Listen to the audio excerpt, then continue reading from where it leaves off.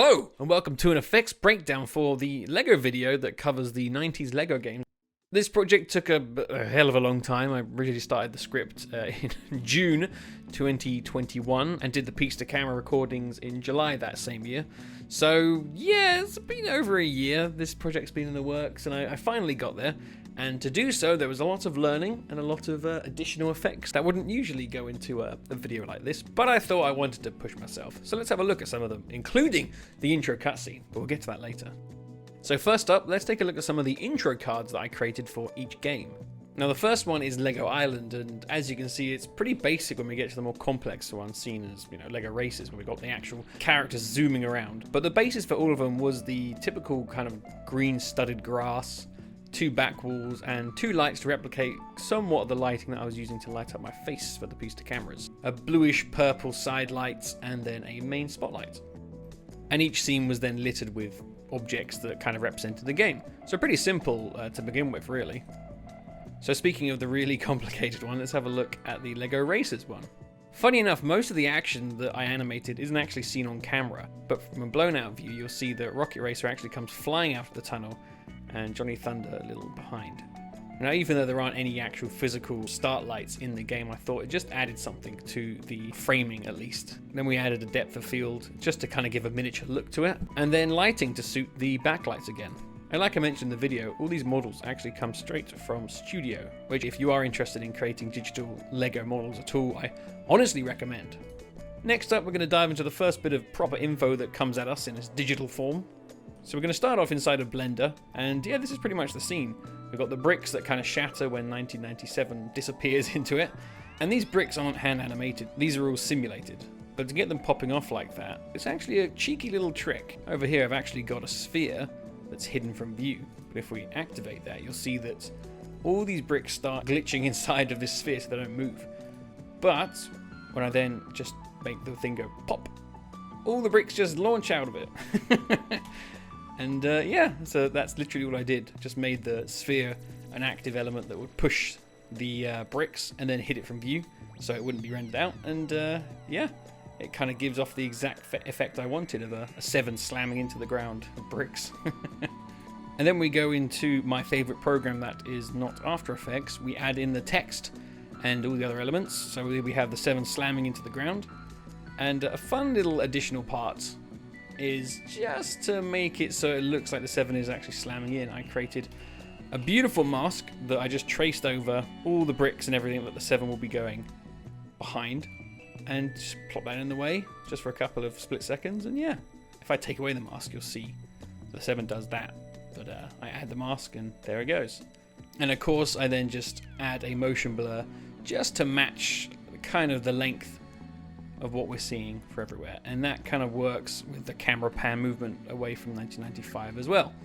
Again, I looked at kind of how Blender rendered it out, how far the length of the motion blur was, and tried to match that. It's probably a bit too long maybe, but it looks like it's all part of the scene, so I'm pretty happy with that. Then when we have the old Mac computer appear, we've got this screen that has the whole, necessity not an option, but this screen isn't actually part of the Blender animation or the Blender render. This is actually just some element I added onto it. I just put a tracker in each corner, and that just kept it stable just for the slight moving we get. And just in case you're wondering, there's an additional question here. Should we update our computers to Windows 95? Again, just stupid elements I always add in that no one will actually be able to see. Next up, let's have a little look behind the scenes of the King's third book animation, where we have this poor unfortunate soul of a minifig clicking on the link. So here in Blender, obviously we've just got nothing that's actually there in front of him, as the computer, like the last one, was all done inside of motion, which we'll go into in a second. But I don't know if anybody noticed it, but yeah, we've got a computer mouse here. There's an actual Lego mouse. It's quite hard to notice in the final animation, but it is there. Again, dumb details. So, in this animation, he clicks on it and, has a terrible thing, and the lighting changes on his face. Now, interestingly, originally I was trying to actually project kind of what you would see on the screen on his face, so I actually did have something I created on there. And that was this lovely animation, the Kingdom New Year's Party 1998. I really wanted to get that projected on his face, but I just couldn't figure out a way to do it in the time I had, so I just went with changing it to a light. Which worked, and then some voiceover of a French Lego person asking him to do something with a brick, but we won't go into that. Another thing I find myself really enjoying when making these scenes in 3D animation is kind of using techniques that you would have to use if you were doing this live action. For instance, to get this shot, I had to literally remove the wall so the camera could see him, exactly kind of what you do with a set in real life. So when the camera's behind him and then the camera in front of him, the wall had to be replaced or removed. For the adulting animations that I created, for instance, choosing semi-skim milk over full fat milk, I wanted to kind of make sure that these dioramas did feel like they were taking place in the real world, and I thought, well, why not just make it look like they're actually in my background? So I got a texture that resembled my desk at the moment, and then the background was actually just a pan around room of my office. Looks a bit different at the moment. But yeah, in the final product, it actually worked quite well. In the Office successful interview diorama thing, I placed the animation on what was supposed to be my background unit. I wanted to replicate that look, so I took a bunch of pictures of it.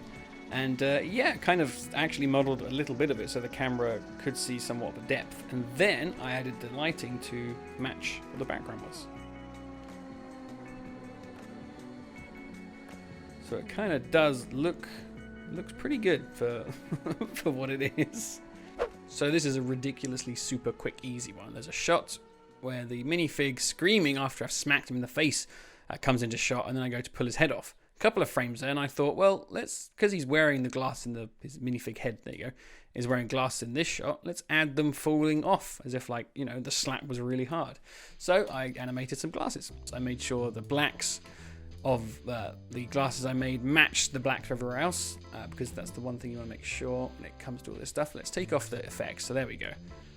So you can kind of see it moving in. It looks friggin' awful like that. For the glare that goes over the glasses, I added in this white block that just pretty much goes where the reflection of his face is, you can see there. So I added that in, added two blurs to it, just to make it somewhat match, and then added in the glasses as a mask for it, so it just stuck to the glasses instead. And yeah, so that's where the glare comes from. And I just added a couple of effects to the glasses to make sure it matched. And my favorite effect, of course, is the add noise one, because as you can see, this clip is very, well, not very noisy, but it's pretty noisy. Noise is these kind of, you see these like purples and weird colors that are coming across. That's just the noise on the camera created. So we want to add that to these glasses because it's just one tone color.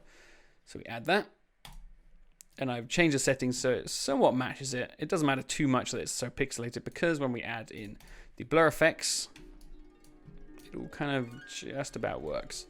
So yeah, again, something that's on the screen for a couple of seconds, but I think it makes a huge difference. Now let's look at some cut content. So with this scene here where I kind of replicate an old YouTube look, you'll notice that I go from the demonstration of one tower blowing up to then 3 towers blowing up. And it's mainly because of the imagery here of 2 towers blowing up. So originally this was in here, but it looked so deliberate that I kind of was like, oh, this is so dumb. But I thought, you know what, let's make a joke about this. So I actually added in a little thing of this animation down here, just to kind of poke fun and just the ridiculousness of what we were seeing. But I kind of thought, you know what, it's just not worth even doing that. So I kind of took it out of the final thing. But I had a lot of fun creating a George Bush President W business down here.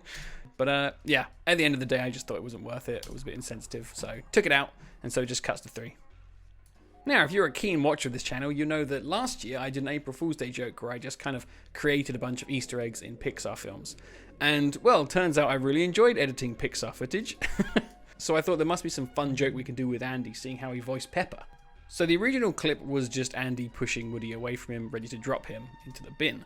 So the first step was to get rid of Woody. So back to the creating a mask with lots and lots of different layers and movements and animations. So I kind of did the mask of Woody where I needed to.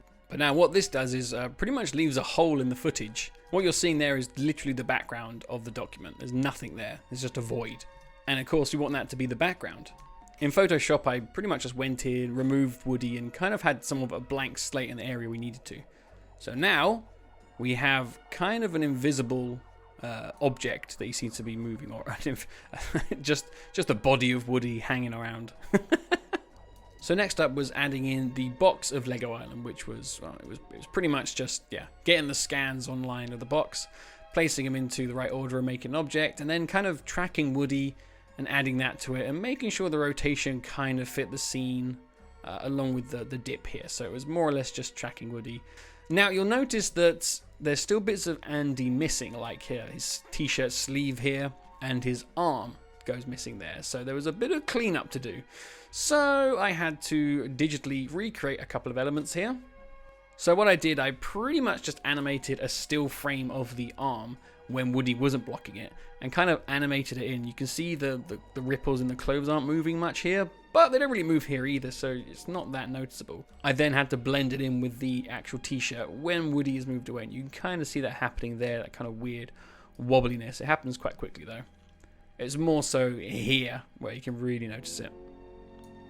And adding in that arm wasn't too hard. You can kind of see here where I've gotten a bit sloppy with the edges there, but this pretty much was, I think it was this arm I just cut out, placed on there, flipped it to make sure the shadow was on the right side, and kind of just animated it in there. So you can kind of see it there. If we take away the background for a second, you'll be able to see kind of what was animated. It looks so silly. But yeah, that was all just to hide the hole that Woody sort of created when taking him out. And to make it feel like he actually was holding it, I added in a little thumb. Anyway, the final last thing to do, because if you ask me guys, that box kind of looks like it's sticking out a bit. So I added in a couple of lights that I thought matched the lighting of the area, and it doesn't add much, but it adds enough just to make it feel a little better. And I just realized that there's a flipping thing there. That must have been when I was hovering over it and it was highlighting and telling me what the name of the file was. Dang it, I've only just noticed that. Yeah, click to enlarge. You stupid idiot. So yeah, we have a fun little gag there, which is on screen for a couple of seconds, but you know, probably took about 3 hours to complete. Alright, finally, let's have a look into how I recreated the LEGO Media logo, but with my channel logo instead, in its own little LEGO form. So first off was creating my little channel logo in the form of LEGO. So that was just taking in the border, the red, the yellow, then the black, and then the actual LEGO text. And yeah, pretty simple. This is probably the easiest part of the whole thing. I then looked at one of the last frames of the LEGO Media logo to look at kind of what the grid of LEGO studs looked like. I then went into Photoshop again and kind of was able to pretty much match that one for one with a pixelate texture. I then came into Blender and created one of the studs. Pretty simple model, didn't go crazy on the details, just made sure there was a hollowed out bottom, a LEGO font on top, which is close enough looking to the actual one. And yeah, that was pretty much it. So I then exported this model and started on the large recreation. So what I did is that I brought the pixelated image into Blender as a plane and then slowly one by one painted every single stud the right color it should be. It's pretty simple for the most of it because that slice there, a quarter, is pretty much the same all around. So I just kind of duplicated that for those two and then got to work on that final one with the smaller moon. It's a pretty cool sight seeing all these studs lined up making your logo. So the next problem I had was, oh my god, how am I supposed to animate all these things? And I thought, well, it kind of looks like everything is kind of forming into place with this. So what if this video was a simulation of bricks falling in reverse? What if they were falling towards the camera, but the footage have been reversed so it looked like they were falling into a pattern? And so I got started on that. And yeah, as you see, we're actually upside down and the camera and lighting is all the way down here. So this is the image that the camera has, and if we play it in forward, this is actually how it works in real time.